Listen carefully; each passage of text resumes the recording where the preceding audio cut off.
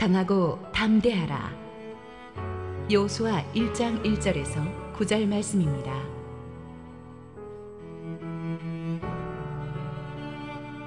여호와의 종 모세가 죽은 후에 여호와께서 모세의 수종자 눈의 아들 여호수아에게 말씀하여 이르시되, 내 종 모세가 죽었으니 이제 너는 이 모든 백성과 더불어 일어나 이 요단을 건너 내가 그들 곧 이스라엘 자손에게 주는 그 땅으로 가라. 내가 모세에게 말한 바와 같이 너희 발바닥으로 밟는 곳은 모두 내가 너희에게 주었노니 곧 광야와 이 레바논에서부터 큰 강 곧 유브라데 강까지 해쪽 속의 온 땅과 또 해지는 쪽 대해까지 너희의 영토가 되리라. 내 평생에 너를 능히 대적할 자가 없으리니 내가 모세와 함께 있었던 것 같이 너와 함께 있을 것임이니라. 내가 너를 떠나지 아니하며 버리지 아니하리니 강하고 담대하라. 너는 내가 그들의 조상에게 맹세하여 그들에게 주리라 한 땅을 이 백성에게 차지하게 하리라. 오직 강하고 극히 담대하여 나의 종 모세가 내게 명령한 그 율법을 다 지켜 행하고 우로나 좌로나 치우치지 말라. 그리하면 어디로 가든지 형통하리니 이 율법책을 내 입에서 떠나지 말게 하며 주야로 그것을 묵상하여 그 안에 기록된 대로 다 지켜 행하라. 그리하면 내 길이 평탄하게 될 것이며 내가 형통하리라. 내가 내게 명령한 것이 아니냐. 강하고 담대하라. 두려워하지 말며 놀라지 말라.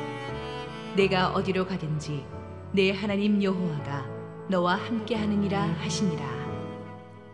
할렐루야. 우리 하나님께 감사와 영광의 박수를 올려드리겠습니다. 우리 함께 기도하시고 하나님 말씀 보겠습니다. 주님 은혜 감사합니다. 오늘도 하나님의 귀하신 말씀으로 우리 성도들을 살려주시옵소서. 부족한 종은 온전히 주님 뒤에 감추시고 주님만 영광 받으시옵소서. 예수님 이름으로 기도했습니다. 아멘. 지난주로 우리는 이스라엘 백성들의 광야 40년을 다룬 기적의 행군 시리즈를 모두 끝냈습니다. 이번 주부터는 이스라엘 백성들의 약속의 땅 정복 스토리를 다룬 여호수아서로 들어가게 되겠습니다. 사실 여호수아는 1장 1절은 어떻게 보면 굉장히 슬픈 사건으로 시작합니다. 1절 시작. 여호와의 종 모세가 죽은 후에 여호와께서 모세의 수종자 눈의 아들 여호수아에게 말씀하여 이르시되, 모세가 죽었다는 슬픈 사건이죠. 당시 이스라엘 백성들에게 모세의 죽음이 가지는 의미는 아무리 강조해도 모자랄 것입니다. 지난 40년 동안 모세의 위치는 정말 절대적이었어요. 물론 하나님이 모세를 통해서 하셨지만 모세의 리더십을 통해서 이스라엘 백성들은 홍해를 건넜고 광야를 살아남았고 수많은 위기를 뚫고 여기까지 왔잖아요. 하나님과 백성들 사이에선 절대적인 지도자 모세, 그가 없는 미래를 그들은 단 한순간도 상상할 수가 없었습니다. 그런데 이제 정복전쟁을 눈앞에 두고 가장 중요한 시점에 모세가 죽었어요. 30일에 걸친 모세의 장례식을 끝내고 나서도 이스라엘 백성들은 멘붕 상태에서 빠져나오지를 못했습니다. 도대체 모세 없이 우리가 뭘 할 수 있을까? 저 새로 세운 지도자 여호수아만 가지고 이게 가능한 일일까? 모두가 이런 불안하고 두려운 마음이었겠죠. 여호수아를 포함해서. 오늘 본문에서 그래서 하나님께서 강하고 담대하라는 말씀을 3번이나 쓰셨어요. 마지막 3번째에는 강하고 극히 담대하라고 돼 있어요. 그 말은 여호수아가 그만큼 큰 두려움에 사로잡혀 있었다는 이야기입니다. 기적의 행군 시리즈에서 우리가 만나본 여호수아는 결코 겁 많은 사람은 아니었죠. 아멜렉 군대와의 전투에서 최선봉에 서서 싸운 사람이 여호수아였습니다. 약속의 땅을 정탐하고 돌아와서 다른 부정적인 열정탐꾼과는 차별화된 믿음의 담대한 선포를 한 사람도 여호수아였습니다. 그러나 그 담대한 여호수아도 막상 모세 후계자가 돼가지고 모세 없이 이 백성을 이끌 첫 번째 출근하는 날에 두려움에 사로잡힐 수밖에 없었어요.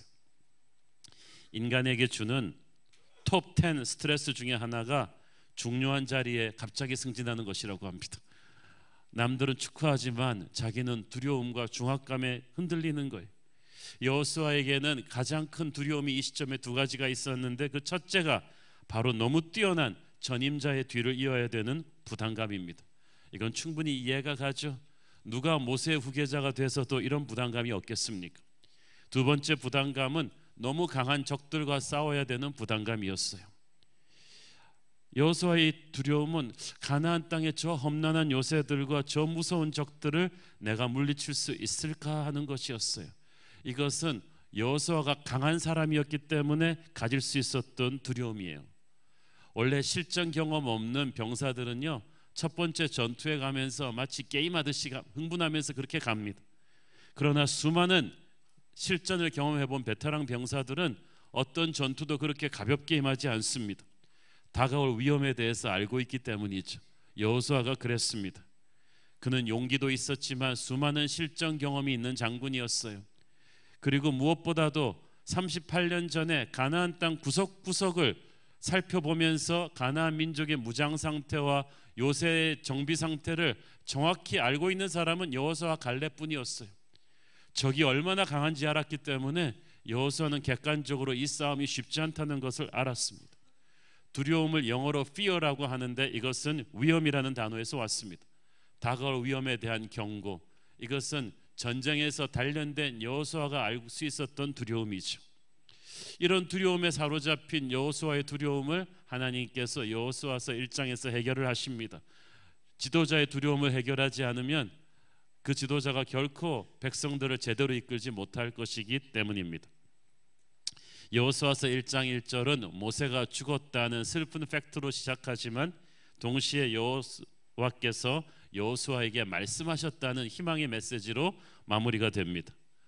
모세는 갔는데 하나님의 말씀은 계속해서 오고 있어요. 하나님은 말씀을 주시면서 자기 자신을 주십니다.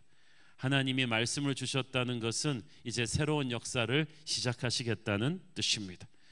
어떤 역사가 시작됩니까? 2절 읽습니다. 내 종 모세가 죽었으니 이제 너는 이 모든 백성과 더불어 일어나 이 요단을 건너 내가 그들 곧 이스라엘 자손에게 주는 그 땅으로 가라. 하나님은 너무 큰 일을 가끔가다 좀 너무 쉽게 말씀하십니다. 모세가 죽었다는 것은 엄청나게 큰 일인데 하나님은 모세가 죽었네, 이제 네가 일어나서 백성들을 이끌어라. 마치 피자 한 판 가는 것처럼 너무 쉽게 말씀하셔요. 사람들 생각에는 모세는 절대자였는데, 모세가 죽은 건 큰일인데 하나님은 모세가 죽었다, 이젠 여호수아다. 사람은 바뀌어도 비전은 계속될 것이다. 우리에게 큰일이 하나님에게 큰일은 아니다. 사람보다 중요한 것은 하나님의 비전이다. 하나님의 역사는, 모세가에게 주었던 하나님의 꿈은 계속해서 여호수아를 통해서 이어질 것입니다. 모세의 죽음이 출애굽 시대라는 한 시대의 끝이었다면 동시에 가나안 정복 시대라는 새로운 시대의 시작입니다. 모세의 이름이 여호수아서에 57번이나 나옵니다. 여호수아는 전임자 모세를 존경했고 그 토대를 기초로 해서 앞으로 나갔어요. 모세와 모세를 통해서 이루어진 모든 일들을 여호수아는 존경했습니다. 이 후임자들이 반드시 기억해야 될 것은요, 전임자의 채취를 다 없애버릴 수 없다는 거예요. 그리고 전임자를 비판한다고 해서 자기가 위대해지지 않아요. 반드시 전임자의 발자취의 연결고리로 자기가 존재한다는 걸 보여줘야만 됩니다. 그래서 전임자의 히스토리를 인정하고 존경하고 축복하면 자기도 존경받게 될 것입니다. 그리고 여호수아는 모세와 똑같이 되려고 하지 않았어요. 신명기 마지막에 보면 다시는 이스라엘에 모세 같은 사람은 없었다고 했어요. 세상에 하나님께서 모세의 복사판을 여호수아에게 요구하지 않았어요. 여러분, 세상에 여러분 같은 사람은 어제도 없었고 오늘도 없고 내일도 없을 거예요. 단 여러분 한 사람뿐이에요. 얼마나 다행스러운 일인지 모르겠어요, 그죠? 나는 나뿐이에요. 여호수아는 모세가 되려고 하지 않았어요. 전설은 복사할 수 있는 게 아니에요. 있는 그대로 존중하고 나는 또 새로운 전설이 되면 되는 거예요. 모세가 위대했다면 여호수아도 위대했어요. 여호수아라는 이름의 히브리어 뜻은 여호와는 구원이시다라는 뜻인데 예수님의 히브리 이름이 여호수아예요. 멋있지 않습니까? 그래서 이 모세와 여호수아가 둘 다 구약 성경에서 예수님을 예표하는 인물인데 예수님의 다른 리더십을 예표해요. 모세는 백성들을 죽음의 땅에서 건져내는 구세주로서의 리더십이죠. 그것은 십자가 보혈의 능력으로 우리를 죽음에서 구원하신 예수님의 모습이었어요. 또 한편 여호수아는 이제 그 백성들을 데리고 약속의 땅으로 들어가는 부활하셔서 우리에게 승리를 주신 예수님을 상징하는 리더십이었어요. 누가 더 뛰어나다 할 것 없이 둘 다 중요했어요. 여호수아는 자존감을 회복해야만 했습니다. 하나님께서는 모세도 위대했지만 여호수아도 정말 위대한 지도자로 준비시켜 오셨어요. 40년 동안 장군으로 예배자로 모세를 돕는 사람으로 하나님께서 여호수아를 준비시키셨고 모세를 위대하게 사용하셨듯이 여호수아도 위대하게 사용하실 거예요. 다만 하나님이 주시는 미션이 달랐어요. 방금 말씀드린 대로 모세는 이집트에서 종살이하던 사람들을 탈출시켜서 광야를 거쳐 약속의 땅까지 데려오는 게 미션이고 여호수아는 이제 그 백성들을 데리고 약속의 땅으로 들어가 정복함으로써 마무리하는 것이 미션이에요. 둘 다 어려운 일이고 둘 다 중요한 일이에요. 어느 게 더 중요하다고 비교할 것이 아니에요. 준비하는 사람과 그것을 가지고 이제 정복하는 사람의 차이죠. 그래서 성경에 보면 오히려 모세의 실패와 실수가 많이 나오지만 여호수아의 실수와 실패는 거의 나오지 않습니다. 그만큼 여호수아의 승리는 완벽했고 그의 인품은 고결했습니다. 그 전임자 모세에 비해서 결코 뒤떨어지지 않았어요. 하나님께서는 여호수아에게 자신감을 주시고 계세요. 주눅들지 마라. 위대한 전임자 모세를 존경을 하지 주눅들지 마라. 왜냐하면 모세가 아니라 모세 하나님이 위대하셨기 때문입니다. 5절을 보세요.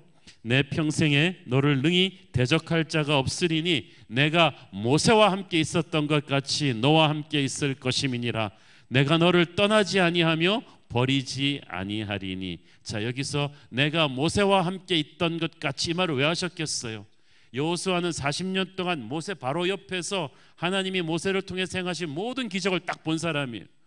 그렇지, 하나님이 모세와 함께 하셨을 때 홍해를 가르셨지, 애굽의 열재앙이 떨어졌었지, 모세와 함께 하시니까 구름기둥 불기둥이 이스라엘을 지켰지, 하나님이 모세와 함께 하시니까 만나와 메추라기가 내렸지, 하나님이 모세와 함께 하니까 반석에서 물이 터졌지. 여호수아가 그걸 다 기억했어요. 하나님이 그걸 다 기억하게 하시는 이유는 뭐예요? 그거 내가 모세를 통해서 한 거야. 이제 내가 여호수아 너를 통해서 할 거야. 기죽으라고 한 말이 아니고 그 새로운 전설이 이제 너를 통해서 이루어질 거라는 거야. 여러분, 우리가 성경을 볼 때 그렇게 봐야 돼요. 여호수아가 모세 하나님을 기억할 때는 기죽으라고 기억하는 게 아니에요. 아, 이건 뭐 모세니까 하지, 나는 안 돼. 그게 아니라 모세를 통해서 하신 하나님이 이제 너를 통해서 하실 것이다. 모세의 전설은 너에게로 이어갈 것이다. 이걸 아멘으로 여호수아가 받으라는 거예요. 우리도 똑같이 성경을 읽어야 돼요. 어떤 분은 성경을 읽으면서 기죽으면서 읽어요. 아, 이건 뭐 다니엘이니까 하지, 좋겠네, 여호수아는 이 정도 잘하고 그리고 자기랑 상관이 없이 끊어버려요. 그게 무슨 아멘이에요? 여러분이 말씀을 아멘으로 받을 때는 여호수아와 함께 하셨던 하나님이 지금 나와도 함께 하실 줄을 믿습니다. 그러고 아멘 하신 거죠? 예, 그게 아멘이에요. 성경 속에서 나도 뛰쳐나온 사람처럼 살 것이다. 모세와 여호수아의 기적은 지금도 재현될 것이다. 이걸 선포하는 게 아멘이죠. 그렇죠? 여러분, 하나님께서는 뭘 믿으라고 하십니까? 내가 너와 함께 할 걸 믿으라고 하십니다. 개인의 능력이 중요한 게 아니라 하나님의 동행이 중요합니다. 두려움을 넘어서는 수 있는 길은 하나님이 나와 함께 하는 것을 확신하는 것입니다. 하나님이 나와 함께 한다는 것은 하나님의 모든 자원이 나의 자원이라는 거야. 내가 하늘의 능력을 다운로드할 수 있는 열쇠를 쥐고 있다는 뜻이에요. 두려움이 왜 두려움이 문제가 되냐 하면 문제의 크기에 비해서 내가 가진 자원이 너무 형편없다고 생각될 때 두려워져요. 내 돈으로 1억 투자하는 사업하라 그러면 막 떨려요. 은행 계좌 다 털어넣게 생겼으니까. 근데 빌 게이츠가 내 뒤에 있다면 그게 별로 두려움이 없을 거예요. 문제는 똑같은데 해결할 수 있는 능력의 창고가 굉장히 커진 거예요. 사람들이 계속 두려워하는 것은 우리가 가진 자원만으로 문제를 해결하려 하니까 두려워요. 그러니까 자꾸 문제를 분석하는데 분석해봤자 두려움만 더 커져요. 자꾸 문제를 보고 내가 가진 자원이 얼마나 형편없는지를 생각하니까 두려움과 불안이 우리를 떠날 날이 없어요. 직장 구하는 문제, 결혼하는 문제, 뭐 우리 교회 약속의 땅 찾는 문제, 뭐 다 포함해가지고 문제가 만만치가 않아요. 문제를 보고 내가 가진 자원만 보면은 한숨만 나오고 두려워질 수밖에 없어요. 그래서 하나님께서 담대하라고 하시면서 바로 옆에 뭐라고 하세요? 내가 너와 함께 할 것이다. 그 말은 하늘의 창고가 너에게 연결될 것이다, 그 뜻이에요. 그러니까 문제에 압도되지 말라는 뜻이에요. 가나안 점령은 인간적으로 불가능한 전쟁이지만 하나님이 너와 함께하면 걱정하지 않을 것이다. 모세 하나님이 여호수아의 하나님이시고 그 여호수아의 하나님이 우리의 하나님이십니다. 사람이 바뀌고 시대가 바뀌었다 해도 우리는 변함없는 그 하나님을 붙잡고 하늘의 능력을 다운로드할 수 있습니다. 그 믿음이 우리로 하여금 어떤 두려움 앞에서도 넘어서게 합니다. 여호수아서는 승리하는 리더십의 비결을 우리에게 알려주고 있죠. 그것은 말씀의 사람이 되는 것입니다. 첫째, 하나님이 주시는 승리의 약속을 믿어야만 합니다. 5절 다시 읽습니다. 네 평생에 너를 능히 대적할 자가 없으리니 내가 모세와 함께 있었던 것 같이 너와 함께 있을 것임이니라. 내가 너를 떠나지 아니하며 버리지 아니하리니. 제가 성경에서 제일 좋아하는 말씀 중에 하나예요. 눈물이 훌컥 나는 말씀 아닙니까? 하나님께서는 하나님이 세우신 리더에게 승리를 주십니다. 그러므로 여러분 다니면서 내가 하나님이 세웠다고 막 알아달라고 얘기할 필요 없어요. 여러분을 하나님이 세웠다면 여러분을 통해서 승리와 부흥과 기적이 나타날 것입니다.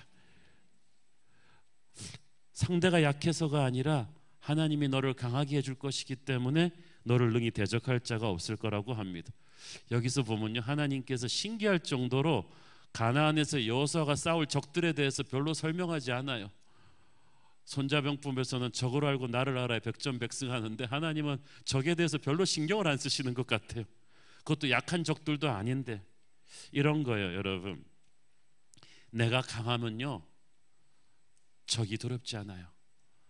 근데 우리가 이제 월드컵이 다가오고 있는데 여러분 우리는 다 마음을 비운 것 같죠? 그렇지만 월드컵이 다가오고 있는데 각 팀들마다 상대팀 전력 분석을 합니다. 그런데 독일 같은 세계 최강팀은 전력 분석보다도 더 신경 쓰는 게 있어요. 사실 그런 팀은 다른 팀들 전력 분석을 그렇게 많이 하지 않고 그들이 신경 쓰는 것은 자기 팀의 컨디션 조절하고 팀워크예요. 왜냐하면 이미 세계 최고의 플레이어들을 소유하고 있기 때문에 선수 한 명 한 명이 최고의 컨디션을 발휘해 주기만 한다면, 그리고 서로 팀워크만 이루면 우승하는 거야. 마찬가지예요. 우리는 누구와 싸우든 상관이 없어요. 중요한 건 믿음이에요. 우리와 함께 하시는 하나님을 얼마나 믿고 있느냐, 거기에 따라서 모든 것이 결정되지 적에 대해서 우리가 얼마나 분석하는가가 승리를 결정하지 않아요. 하나님의 약속은 추상적인 게 아닙니다. 이 땅을 너희에게 줄 것이라고 이미 오래전에 약속하셨어요. 6절을 보세요. 강하고 담대하라. 너는 내가 그들의 조상에게 맹세하여 그들에게 주리라 한 땅을 이 백성에게 차지하게 하리라. 내가 그들의 조상에게 550년 전 아브라함에게 맹세해 준 땅이에요. 그래서 이 약속의 땅을 영어 성경에 보면 promised land라고 하는데 엄밀하게 번역하면 약속된 땅이죠. 이미 하나님이 약속을 해 놓았어요. 여호수아서는 마침내 그 약속이 실현되는 과정을 그리고 있습니다. 4절을 보세요. 곧 광야와 이 레바논에서부터 큰 강 곧 유브라데 강까지 해쪽 속의 온 땅과 또 해지는 쪽 대해까지 너희의 영토가 되리라. 우리가 이렇게 써놓으니까 좀 감동이 없죠. 이게 좀 우리랑 지형이 익숙하지가 않잖아요. 약속의 땅 이렇게 지도를 쫙 보시면은 이 간단한 말로써 해지는 대해까지, 이 바다에 이르기까지 이 땅과 해쪽 속들의 땅과 이 광활한 땅, 북에서 남까지 동에서 서까지를 간단하게 설명한 거예요. 이것을 너희에게 주리라. 이걸 우리가 좀 은혜 받기 위해서 감동적으로 현실적으로 설명하자면 이거예요. 한강 이남에서부터 양재천을 끼고 우면동과 양재천을 휘감아가지고 과천과 세곡동을 해서 저쪽 인천 송도시 신도시까지 너에게 줄 것이다. 느낌이 팍 오잖아요.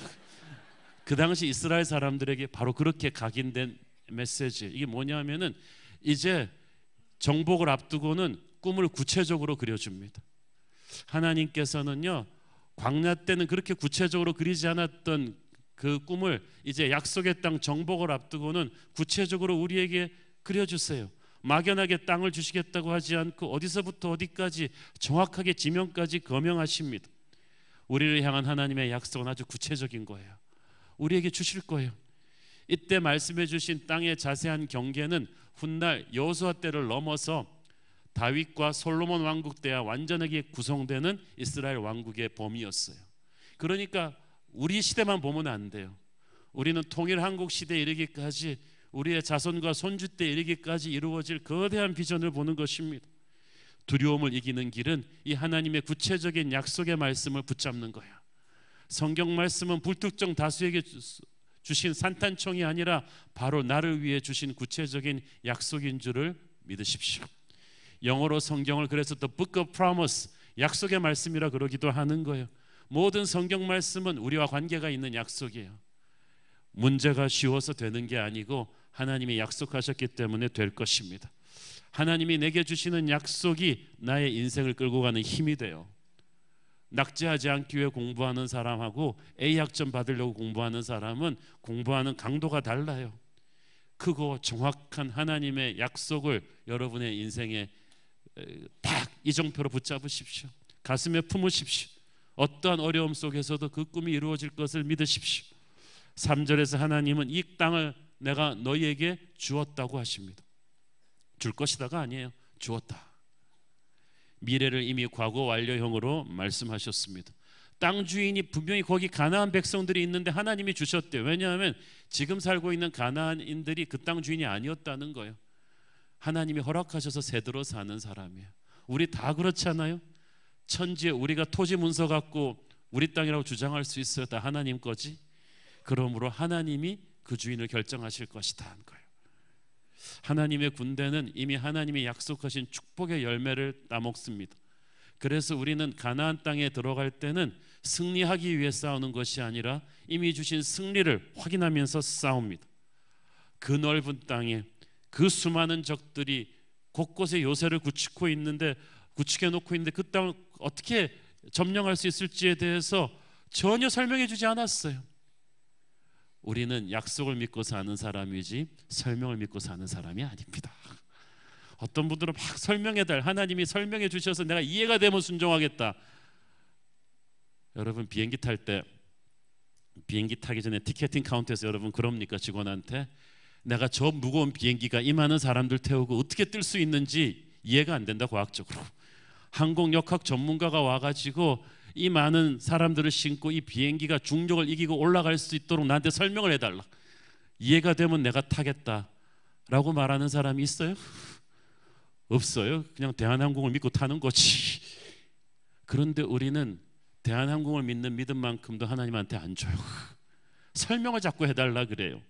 우리는 설명이 아니라 약속을 믿고 사는 존재인 줄 믿습니다. 이 약속을 믿고 중요한 것은 순종의 발걸음을 내딛어야 돼요. 3절에 보면 자세히 보세요. 내가 모세에게 말한 바와 같이 너희 발바닥으로 밟는 곳은 모두 내가 너희에게 주었노니. 그 말은 무슨 말이에요? 하나님이 주신 것을 차지하려면 밟아야 돼요. 가서 내가 들어가야 된다는 거예요. 이게 쉬운 것 같지만 쉽지가 않아요. 너무나 많은 사람들이 하나님이 주신 약속을 관망을 해요. 그 약속을 붙잡고 가지 않아요. 말씀 속으로 뛰어 들어가지 않아요. 여러분 성경 속으로 쑥 들어가는 길은 말씀을 순종하는 거예요. 하나님의 약속은 순종하라는 격려요 자극제이지 게으른 자를 위해서 나는 아무것도 안 하고 있어도 된다는 그런 게으른 자의 베개가 아니에요. 문제를 피하지 말고 정면 돌파하셔야 됩니다. 하나님은 여호수아에게 주저하지 말고 이 약속을 붙잡고 가나안 땅으로 들어가라고 하셨어요. 여러분 발자국을 떼야 돼요. 너무 많이 회의하고 너무 많이 고민하는 게 문제예요. 두려움에 젖어 있는 많은 사람들이 모르는 사실은 그 시간에 약속을 붙잡고 발자국을 떼면 오히려 길이 열려요. 차라리 문제에 정면 도전하면 길이 열린다니까요. 시험이 걱정되세요? 공부해버리세요. 어두움이 두려우세요? 불을 켜버리세요. 죽음이 두려우세요? 예수 믿어버리세요. 너무나 많은 사람들이 미기적거리고 있다가 돌파구를 열지를 못해요. 하나님이 이 땅을 주시겠다고 약속하셨지만 그 땅을 차지하는 사람은 말씀대로 순종해서 들어가는 사람이었어요. 선물은 주어졌어요. 문제는 will you take it? 여러분이 그 선물을 받을 것이냐. 40년 전에 출애굽 1세대는 약속을 믿지 않았어요.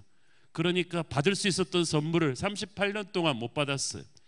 다시 그들이 다 죽고 출애굽 2세대가 이 시점에 서 있을 때 그 2세대 리더 여호수아에게 하나님이 말씀하셨어요. Don't repeat the same mistake. 똑같은 실수를 반복하지 말아라. 약속은 똑같다. 이제 너는 순종의 발걸음을 내딛어야 된다는 거예요. 이 순종의 발걸음은 한순간에 내딛는 것이 아닙니다. 한 걸음 한 걸음 나가는 거예요. 이 정복전쟁 7년 걸렸어요. 각자 약속의 땅을 분배받은 12지파들이 얼마나 지리하고 힘든 전쟁을 한 발자국 한 발자국씩 내딛으면서 싸우는 거예요. 승리하는 삶은 순식간에 이루어지지 않아요. 그러나 약속을 믿고 한 걸음 한 걸음 나간다면 반드시 여러분은 약속된 땅을 차지할 수 있을 것입니다. 세 번째로 말씀을 묵상하고 실천해야만 합니다. 여호수아서 이 1장 1절부터 9절까지 말씀에 진짜 중요한 핵심이 8절에 있죠. 보겠습니다. 이 율법책을 네 입에서 떠나지 말게 하며 주야로 그것을 묵상하여 그 안에 기록된 대로 다 지켜 행하라. 그리하면 네 길이 평탄하게 될 것이며 네가 형통하리라.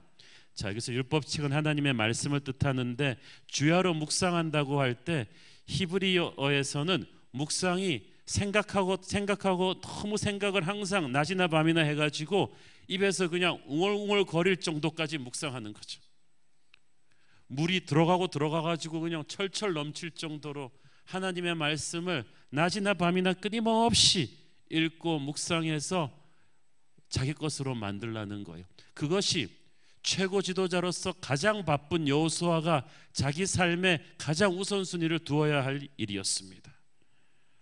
여러분, 하나님의 지도자의 최우선 순위는 주야로 하나님의 말씀을 묵상하고 또 묵상해가지고 툭 건드리면 말씀이 튀어나올 정도가 돼야 돼요. 나의 생각과 마음과 가치관과 모두 속에 하나님의 말씀이 충만하게 들어와가지고 완전히 내 생각의 틀이, 생각과 감정의 틀이 말씀 중심으로 딱 잡혀 있어야 돼요. 그 다음에는 어떤 정보를 들어도 말씀 중심으로 해석을 하는 거예요. 누구의 말을 들어도 어떤 사건을 당해도 하나님 중심적으로 해석하고 결정할 수 있는 능력이 그 안에 딱 생기는 거예요. 말씀 묵상이 워낙 철저하게 박혀 있으니까. 그러면 우리는 좌로나 우로나 치우치지 않게 돼요. 리더가 되면은요, 수많은 사람들이 리더를 흔들어댑니다. 참모들이, 전문가들이, 여론이 이런 말 저 말을 하면 이 줏대가 약한 리더는 진짜 좌로나 우로나 맨날 바람처럼 치우쳐요. 그러나 우리가 전문가의 말을 안 들을 수는 없지만 참고는 하지만 하나님의 말씀으로 중심이 딱 잡힌 사람은 정보에 흔들리지 않고 참고를 하면서 정확하게 하나님의 뜻대로 결정을 하죠. 이것이 우리에게 필요한 거예요. 요한계시록에 보면 하나님의 말씀은 많은, 음성은 많은 물소리와도 같다고 했죠. 나야가라 폭포 바로 앞에 가서 들으면요, 물소리가 워낙 커가지고 사람 소리가 안 들려요. 다른 모든 소리를 셧다운 시켜버리는 거예요. 우리가 하나님의 말씀을 찔끔찔끔 들으면, 읽으면 하루에 5분씩 뭐 찔끔찔끔 읽고 묵상하면 너무나 많은 사람 소리가 말씀을 덮어버려요. 그렇지만 항상 하나님의 말씀을 듣고 있는 사람은 사람 소리가 찔끔찔끔 들려요. 그래서 흔들리지가 않아요. 그게 하나님의 리더예요.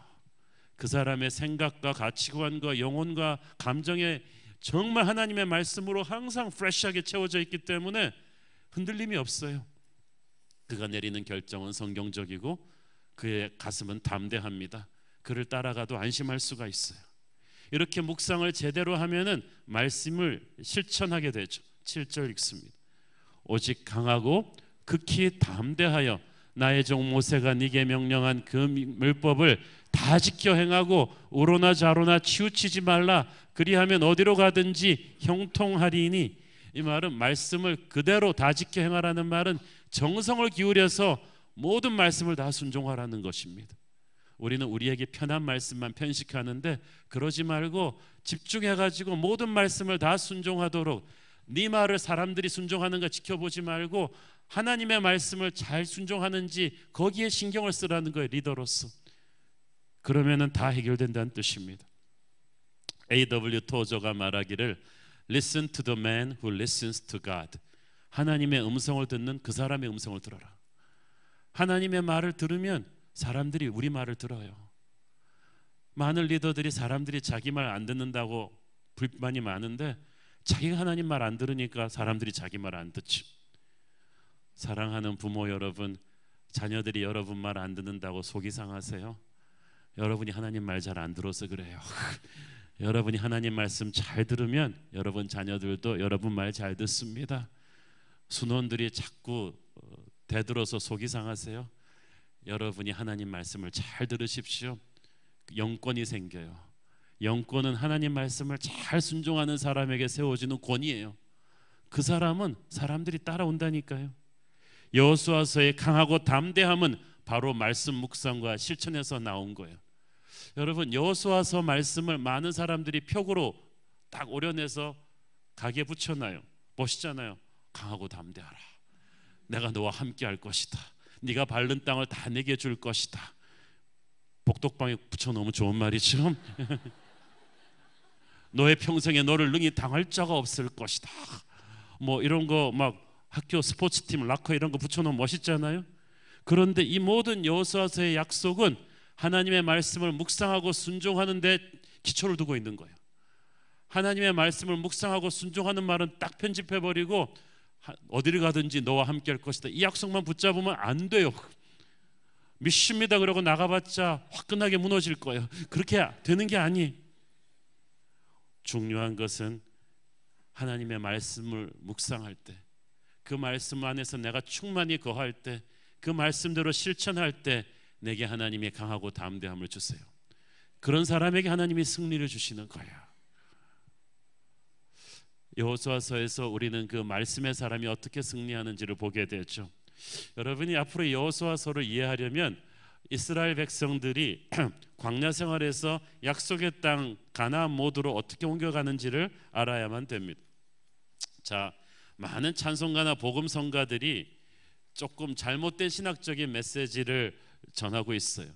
마치 가나안 땅 들어가는 것이 천국 들어간다고 생각을 해요. 처음에 뭐 나 가나안 복지 귀한 성에 들어 그러면 가나안 땅이 천국인, 천국 아니에요.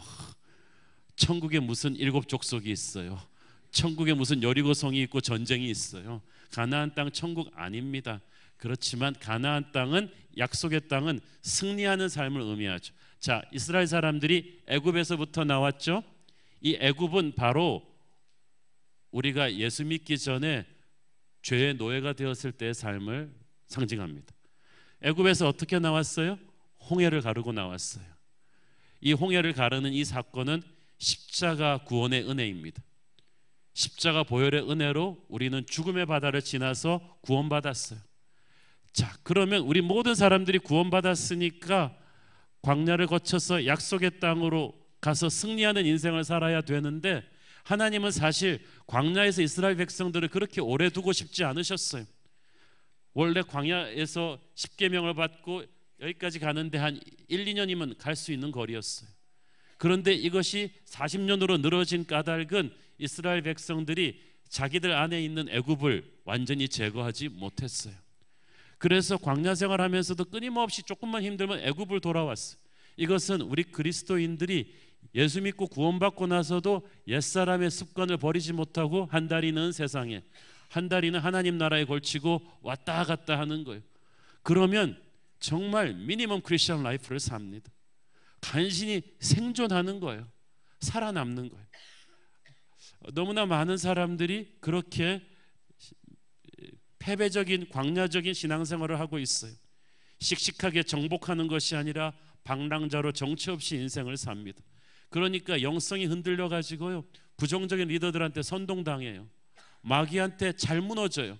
그래서 불평하고 원망하다가 다 죽었어요. 영적인 축복을 누리지 못했어요. 구원은 받았지만 구원의 기쁨과 능력을 누리지 못하고 간신히 미니멈 종교인으로서 간신히 자기만 천국에 갈 정도로 그렇게 살아가요.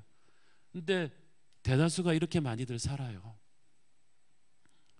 2007년도에 미국의 대표적인 교회 1000개가 넘는 교회 교인들을 대상으로 당신이 애굽을 탈출해서 아직까지 이런 광야 모드의 크리스천 삶을 살고 있다고 생각하는가라는 질문에 거의 90%에 가깝게 예스라고 대답했어요. 미국의 대표적인 1000개 교회 교인들이 구원은 받았지만 능력과 기쁨이 없는, 전도도 안 하고 성령의 영광도 체험하지 못하고 그냥 간신히 살아남고 있는, 죄의 땅과 약속의 땅 사이에 있는, 애굽은 탈출했지만 가나안의 승리는 체험하지 못한 그런 미니멈 크리스천, 그래서 모세라는 리더십 밑에서 간신히 연단받고 살아남기만 하는 그런 수준인 거예요. 우리 한국교회 성도들은 미국교회 성도들보다 더 낫겠습니까? 제가 볼 때는 결코 그렇지 못할 것 같아요. 우리는 하나님이 주신 영적인 잠재력을 다 폭발시키지 못하는 미니멈 크리스천 라이프, 이 광야의 생활을 하고 있다는 거예요. 저는 우리가 여호수아서로 오면서 만약에 그런 분이 아직도 우리 새로운 교회에 남아있다면 패배주의적 광야 신앙생활을 이제 정리하기를 바랍니다. 이제 약속의 땅 가나안적 승리하는 신앙생활로 쉬프트를 해야 돼요. 기하를 바꿔야 돼요. 가나안은 우리가 언젠가 가게 될 천국을 뜻하는 것이 아닙니다. 가나안은 바로 지금 우리가 누릴 수 있는 승리, 우리가 누릴 수 있는 안식을 뜻하는 거예요. 우리가 구원받았을 때 단순히 우리 과거의 죄만 용서받은 거 아닙니다. 우리에게 엄청난 현재와 미래를 승리로 살 수 있는 하늘의 능력이 주어졌어요. 우리가 받고 있는, 우리가 끌어다 쓸 수 있는 하늘의 능력이 엄청난 것인지 우리가 깨닫지 못하도록 마귀가 연막을 친 거예요. 우리가 자신의 힘을 믿지 않고 오직 하나님을 의지하며 기도로 하나님과 동행하면 그 능력이 끊임없이 우리에게 폭발할 것입니다.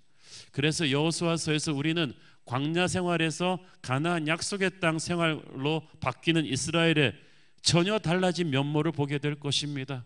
우리 아기가 달라졌어요가 아니라 이스라엘이 달라졌어요. 똑같은 사람이 달라졌어요. 자, 잘 들으시고 여러분도 달라지세요. 광야에서는 항상 과거를 돌아보았어요. 가나안에서는 미래로 직진합니다. 광야에서는 권위에 도전하고 불평불만하다가 무너졌어요. 가나안에서는 권위에 순종하면서 하나가 돼서 승리합니다. 아무도 도전하지 못했어요. 그러니까 광야에서는 승리를 위해 싸워야 했지만 가나안에서는 주신 승리를 토대로 해서 싸웁니다. 그러니까 어떤 미국 목사님이 말했죠. 광야에서는 you fight for victory, 승리를 위해서 싸웠지만 약속의 땅에서는 you fight from victory, 승리의 안에서 승리를 딛고 싸우는 거예요. 그래서 이 약속의 땅에서 싸울 때는 절박하게 싸우는 것이 아니라 여유 있게 싸워서 넉넉히 이깁니다. 치열하게 하는 게 아니라 여유를 가지고 이기는 거예요.